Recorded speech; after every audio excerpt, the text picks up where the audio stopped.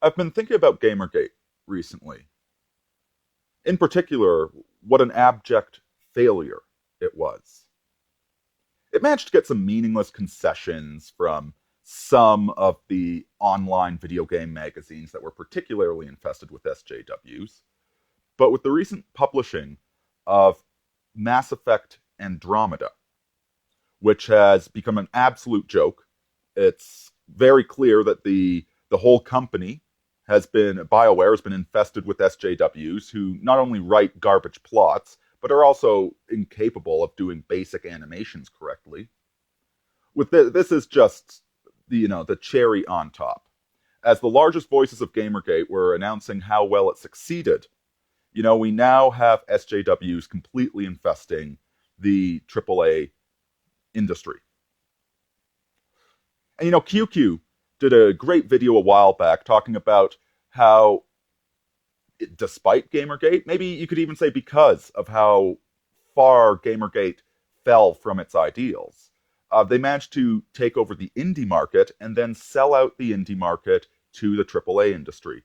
So now we don't even have a resistance force of good games being made. It's nothing but Hollywood pablum, and you're going to buy it and you're going to like it no matter what anybody says. So I've been thinking about how the whole thing went down, and I think the best analogy is the Mensheviks in Russia. Now, my last in-depth analysis video was about these philosophical movements in Russian history, and I'm still working on the follow-up about how the Trotskyism and Leninism applies to modern-day politics. And despite the Trump administration, it's still very, very relevant. But I'm just going to review this briefly for any of you who missed that video or who forget the details.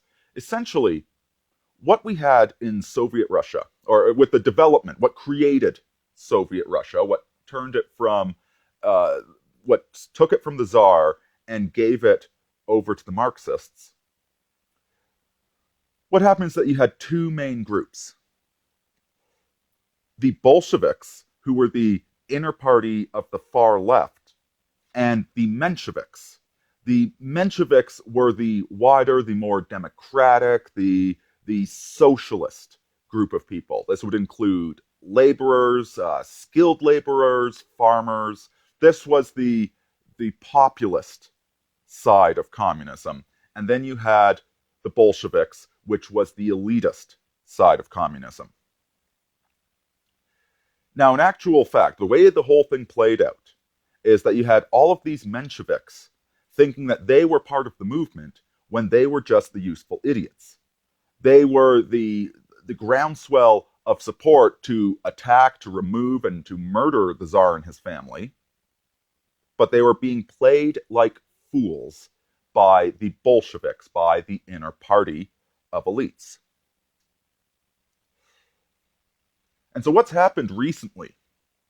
What's been happening for the past 20 years, 50 years, is that the left is controlled by a small cabal of radicals. Okay, I say a small cabal, I'm talking hundreds and thousands of university professors, journalists, think tanks, politicians, etc.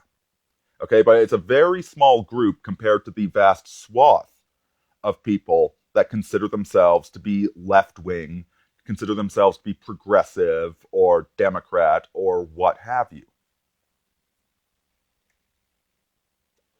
And so what happened in the years leading up to Gamergate is that the Bolshevik group, okay, the far left, became increasingly radical. In Soviet Russia, you saw that the Bolsheviks eventually turned on the farmers. The farmers were unpatriotic for not giving all of their food to the new Soviet state. They were unpatriotic for not working 22 hours a day, etc. And so they were inconvenient. We're going to starve those people to death. The Russian Revolution starts off as this big movement where you're going to liberate the workers, you name it, and it winds up attacking the very people it was supposed to liberate. This is what has happened with the current left. And call it social justice or feminism. Progressivism, the label changes every so often, but it's the same group of people, the same toxic, uh, year zero, universalist ideology coming out of these people. So the Bolsheviks in this case are your average semi-educated, like university educated, but they have an IQ below 120, so they can't really understand anything they learned. It's these people who were promised, like we get feminism, now you don't have to get married, you get to have lots of sex. There's no nationalism anymore, so you shouldn't have to serve in the military because that's scary and that's frightening. And you shouldn't have to be responsible for yourself. Good Lord, working a job, having to show up on time, that's no fun. We'll give you some welfare. You had this huge group of these lazy, morally weak, non-intellectual, anti-intellectual moderates who were the Mensheviks of all of this. And so they thought this was just wonderful. And then, building up more and more over the past 15 years, but getting really hardcore about 5 years ago, you started to get the radical left SJWs, where you have to be a non-binary, bisexual, furry, whatever, a degenerate freak. We hate white men. We hate people that are successful in business, etc., etc. We hate quality. We hate beauty. We hate anything good. We want to degrade everything. And these people became the bleeding edge.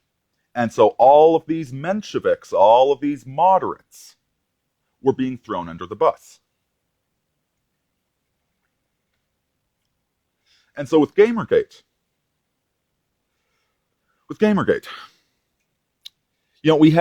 it was an alliance, a very loose and toxic alliance between the right and the moderate left.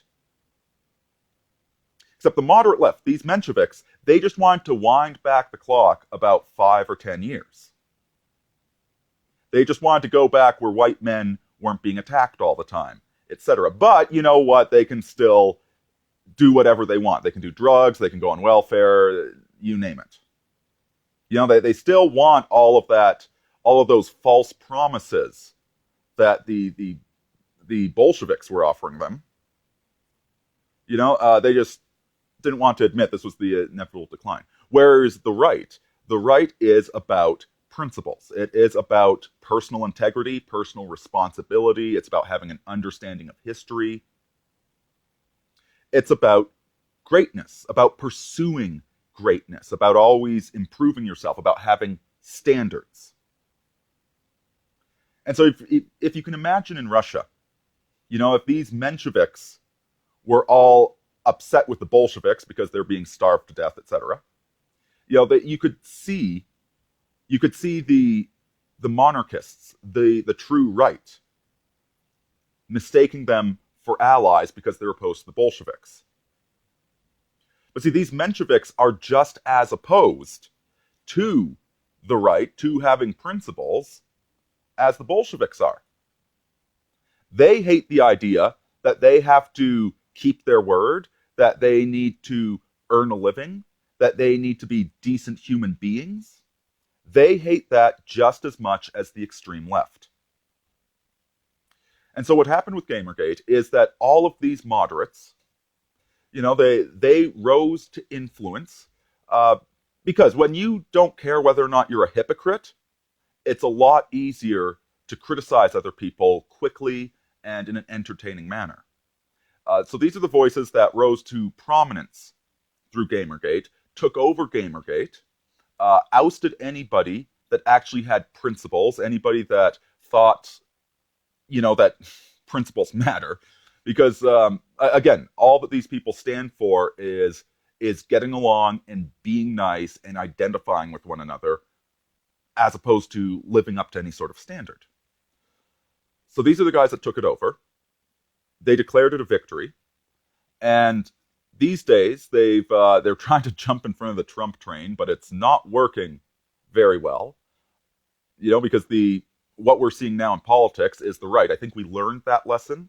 We learned just how treacherous the moderates are. They're not moderates, okay? They're leftists. They're just not leftists that are currently in power. We recognized how treacherous they were, and the alt-right, the dissident right, the Trump administration, we're not playing ball with any of these scumbags or neocons or moderates anymore. We are actually organizing based upon principle. And so the Bolsheviks and the Mensheviks are over here having their stupid little fight, talk about SJWs, this, that, the other thing, whereas we are actually moving full speed ahead.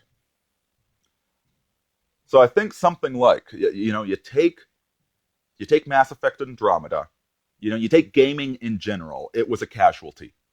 Sadly, gaming has largely been taken over by the SJWs that the Gamergate was supposed to fight. Gamergate didn't just lose the fight.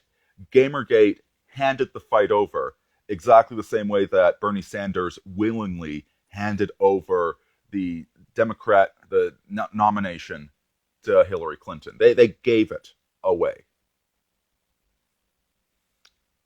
But we learned the lesson, and you know what? Sacrificing good video games for the next 5 years in exchange for the Trump administration, absolutely worth it. And I think that all of us are a lot stronger for it. Deus Volt, folks. Aurini out.